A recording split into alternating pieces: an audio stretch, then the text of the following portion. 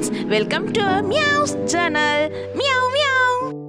Hi friends, நம்ம இன்னைக்கு என்ன பண்ண போறோம்னா சூடான சுவையான ஷீலா மீன் குழம்பு பண்ண போறோம். Jolly jolly jolly. வாங்க ஷீலா மீன் குழம்பு எப்படி பண்றதுன்னு போய் பார்க்கலாம். Follow me. மீன் குழம்பு பண்ணுறதுக்கு தேவையான பொருட்கள் பார்த்துடலாம். ஃபஸ்ட்டு நல்லெண்ணெய், கடுகு, சீரகம், வெந்தயம், சின்ன வெங்காயம், வெள்ளைப்பூண்டு. ஒரு பெரிய சைஸ் பெரிய வெங்காயத்தை பொடி பொடியாக கட் பண்ணி வச்சுருக்கேன். 3 தக்காளியை சின்ன சின்னதாக நறுக்கி வச்சுருக்கேன். 2 பச்சை மிளகாவை அரிஞ்சு வச்சுருக்கேன். கருவேப்பிலை, ஒரு நெல்லிக்காய் சைஸ் புளி எடுத்து வச்சிருக்கேன். பச்சை மாங்காய், 2 ஸ்பூன் மிளகாய் தூள், 3 ஸ்பூன் மல்லித்தூள், 1/2 ஸ்பூன் மஞ்சள் தூள். நெக்ஸ்ட் நம்ம டிஷ்ஷோட ஹீரோயின் ஷீலா மீன். அதை வந்துட்டு சின்ன சின்னதாக பீஸாக போட்டு கட் பண்ணி வச்சுருக்கேன். நம்ம இப்போ மீன் குழம்பு பண்ண ஸ்டார்ட் பண்ணுறதுல அதுக்கு நல்லெண்ணெய் ஊற்றிக்கலாம். நல்லெண்ணெய் நல்லா சூடானதுக்கு அப்புறமா கடுகு போட்டுக்கலாம்.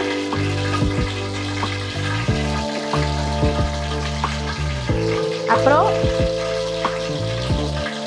வெந்தயம், 1/2 ஸ்பூன் வெந்தயம், 1/2 ஸ்பூன் சீரகம்.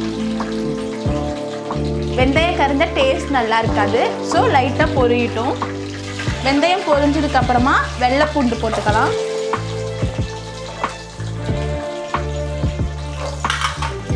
போட்டு நல்லா ஒரு வதக்கிக்கலாம்.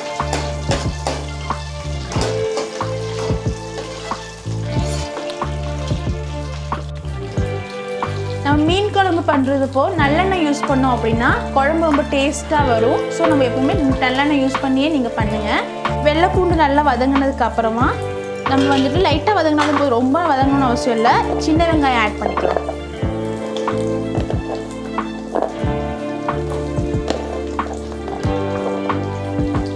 நான் சின்ன வெங்காயம் ஒன்று கட் பண்ணாமல் அந்த மாதிரி தான் போட்டிருக்கேன். நீங்கள் பொடி பொடியாக கட் பண்ணாலும் பண்ணலாம், இல்லாட்டி முழுசாக போட்டாலும் போட்டுக்கலாம், நம்மளோட விருப்பம் தான்.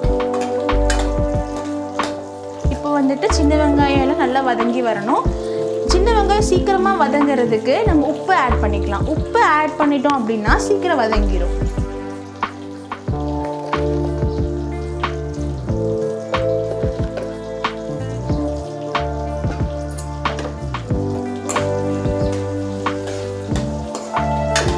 கரிஞ்சிடாம பார்த்துக்கோங்க.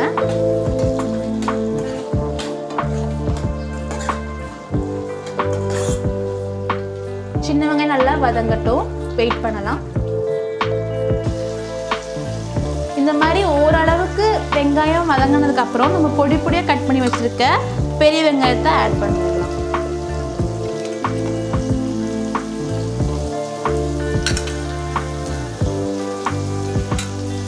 இப்போ பெரிய வெங்காயத்தை வந்துட்டு அரைச்சி கூட போட்டுக்கலாம். இப்போ நம்ம பேச்சுலர்ஸ் எல்லாம் இருக்கீங்க, சீக்கிரமாக சமைச்சிட்டு போகணும் அப்படின்றவங்க வந்துட்டு வதங்கிறதுக்கு லேட் ஆகும் இல்லையா?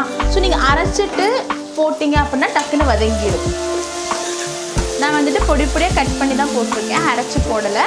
உங்களுக்கு வேணுன்னா நீங்கள் அரைச்சி கூட போட்டுக்கலாம். தக்காளி வெங்காயத்தெல்லாம் அரைச்சி போட்டிங்கன்னா சீக்கிரமாக வதங்கி ரெடி ஆயிடும்.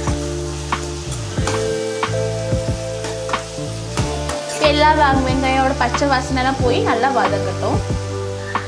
மீன் குழம்போட டேஸ்ட்டே நம்ம எந்த அளவுக்கு வதக்குறோன்றதுல தான் இருக்குது. நம்ம எந்த அளவுக்கு நல்லா வதக்குறோமோ அந்த அளவுக்கு சூப்பராக வரும்.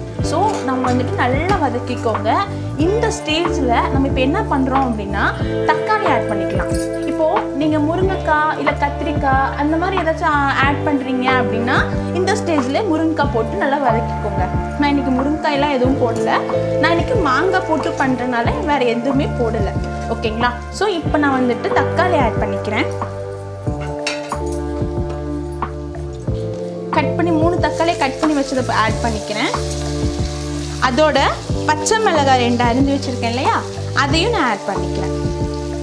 ஆட் பண்ணி நல்லா தொக்கு மாதிரி வர அளவுக்கு வந்துட்டு நம்ம நல்லா வதக்கிக்கணும். நல்லா தொக்கு மாதிரி வந்ததுக்கு அப்புறம் தான் நம்ம மசாலா புளித்தண்ணெல்லாம் ஆட் பண்ணணும். ஓகேவா? ஸோ நல்லா வதங்கட்டும். நான் முன்னாடியே சொன்ன மாதிரி எந்த அளவுக்கு வதக்குறோமோ அந்த அளவுக்கு வந்துட்டு குழம்பு டேஸ்ட்டாக இருக்கும்.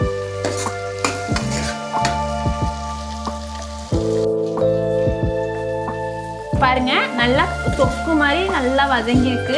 இந்த ஸ்டேஜில் வந்துட்டு நம்ம புளி தண்ணியை ஊற்றிடலாம். புளி தண்ணியை ஊற்றுறதுக்கு முன்னாடி மசாலாவை வந்துட்டு புளி தண்ணியில் கரைச்சி அதுக்கப்புறம் ஊற்றலாம். ஓகே, இப்போது புளி தண்ணி வந்துட்டு நான் கரைச்சி வச்சுருக்கேன். இதில் வந்துட்டு மசாலா ஆட் பண்ணிக்கலாம். மிளகாய் பொடி, மஞ்சள் தூள்,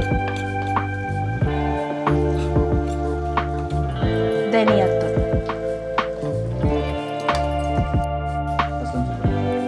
மல்லிப்பொடி போட்டிருக்கோம், மிளகாய்த்தூள் போட்டிருக்கோம், மஞ்சள் தூள் போட்டிருக்கோம். போட்டு நல்லா கரைச்சி விட்டுடலாம். இதோட கருவேப்பிலை கொஞ்சம் போட்டுடலாம். கருவேப்பிலையை நல்லா கொஞ்சம் கசக்கி போடுங்க. போட்டு நல்லா மிக்ஸ் பண்ணி இப்போ நம்ம தக்காளியோட கலந்து நல்லா மிக்ஸ் பண்ணி இப்போ நம்ம புளி தண்ணியை ஊற்றிடலாம்.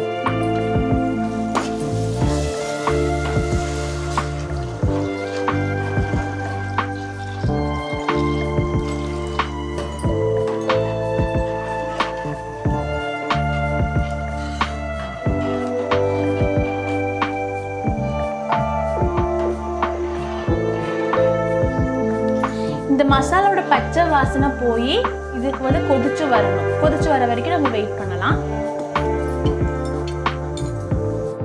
உப்பு போட்டு நல்லா கிளறி கொடுத்து நல்லா கொதிக்கட்டும். கொதிச்சு அந்த வந்துட்டு நம்ம தண்ணியாக இருக்குது பார்த்தீங்களா, நம்ம தண்ணி வந்து கொஞ்சம் திக்காக வரணும். திக்காக வர அளவுக்கு கொதிச்சுட்டு மசாலா வாசனைலாம் போனதுக்கு அப்புறமா நம்ம மாங்காவே மீனையும் ஆட் பண்ணிக்கலாம். ஓகே, இப்போ நல்லா கொதிச்சு வரட்டும். இப்போ நம்ம வந்துட்டு மூடி வச்சுக்கலாம். இப்போ பாருங்க, குழம்பு நல்லா கொதிச்சுட்டு இருக்கு. இந்த ஸ்டேஜில் மாங்காய் ஆட் பண்ணிக்கலாம்.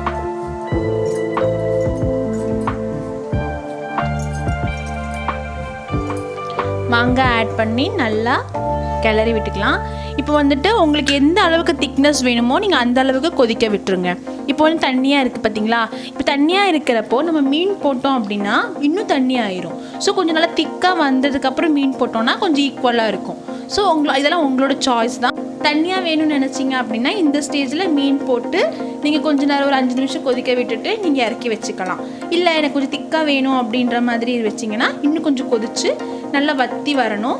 அது வரைக்கும் நீங்கள் கொதிக்க விட்டுருங்க. நானும் இன்னும் கொஞ்சம் கொதிக்க விடுவேன். கொதிக்க வச்சு திக்காக வரணும் தான் எனக்கு பிடிக்கும். ஸோ இருக்கட்டும். நல்லா குழம்பு வற்றி இருக்கு பாருங்க.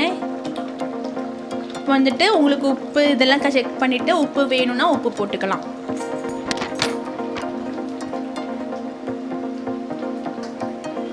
இந்த ஸ்டேஜில் மீன் ஆட் பண்ணிக்கலாம்.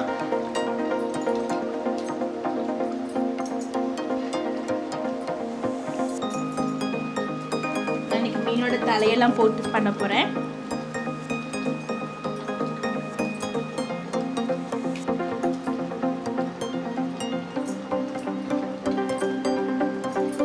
போட்டதுக்கு அப்புறமா மீன் உடையாம லைட்டாக கிளறி கொடுக்கணும். ஏன்னா மீன் உடஞ்சிடக்கூடாது. ஹார்டான மீன் போடுறீங்க அப்படின்னா கொதிக்கிறதுக்கு முன்னாடியே போட்டு கொதிக்க வச்சுருங்க.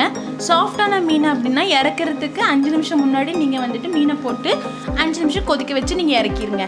நான் வந்துட்டு இன்றைக்கி சாஃப்டான மீன் போட்டிருக்கேன். ஸோ நல்லா கொதிச்சதுக்கு அப்புறமா மீனை போட்டு ஒரு 5 நிமிஷம் கூட வச்சு இறக்கலான்னு இருக்கேன். இதுக்கு வந்துட்டு கொதித்து ஒரு 5 நிமிஷம் முடித்து பார்த்துக்கலாம். இப்போ மூடி வச்சுக்கலாம். ரெடி ஆயிடுச்சான்னு பார்ப்போம். நல்லா கொதிச்சு வந்துட்டுருக்கு. நல்லா மெதுவாக மீன் உடையாமல் பார்த்துக்கோங்க. லைட்டாக கிளறி விட்டுருங்க.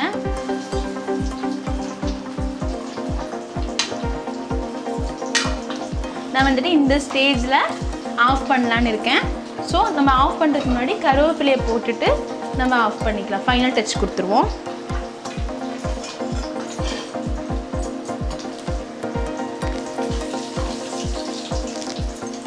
நம்ம கருவேப்பிலை நல்லா போட்டு கருவேப்பிலை போட்டோம்னா நல்லா வாசனையாகவும் இருக்கும், டேஸ்ட்டாகவும் இருக்கும். ஸோ கருவேப்பிலை நாங்கள் போட்டுக்கோங்க. நம்ம கருவேப்பிலை சாப்பிட்றது ரொம்ப நல்லது.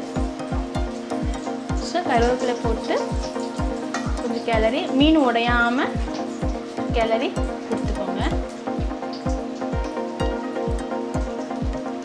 குழம்பு பார்க்கவே ரொம்ப கலர்ஃபுல்லாக இருக்குது, டேஸ்ட்டும் அதே மாதிரி சூப்பராக இருக்குது. நீங்களும் உங்கள் வீட்டு இதே மாதிரி செஞ்சு பார்த்துட்டு எப்படி இருக்குன்னு சொல்லி கமெண்ட் பாக்ஸில் கமெண்ட் பண்ணுங்கள். நாங்கள் இப்போ வந்துட்டு சூடு சாப்பாட்டில் சாப்பிட போகிறோம். மீன் குழம்பு வந்துட்டு இன்றைக்கி சாப்பிட்றத விட செஞ்சு அடுத்த நாள் சாப்பிட்றப்போ இன்னும் டேஸ்ட் அதிகமாக இருக்கும். ஸோ நீங்கள் எக்ஸ்ட்ராவே செஞ்சு அடுத்த நாள் எடுத்து வச்சு சாப்பிடுங்க, அவ்வளோ அருமையாக இருக்கும். நான் வந்துட்டு நாளைக்கு எடுத்து வச்சு சாப்பிட போகிறோம். வாங்க நீங்களும் எல்லோரும் சேர்ந்து சாப்பிடலாம். இந்த வீடியோ உங்களுக்கு பிடிச்சிருந்தா லைக் பண்ணுங்கள், ஷேர் பண்ணுங்கள், கமெண்ட் பண்ணுங்கள்.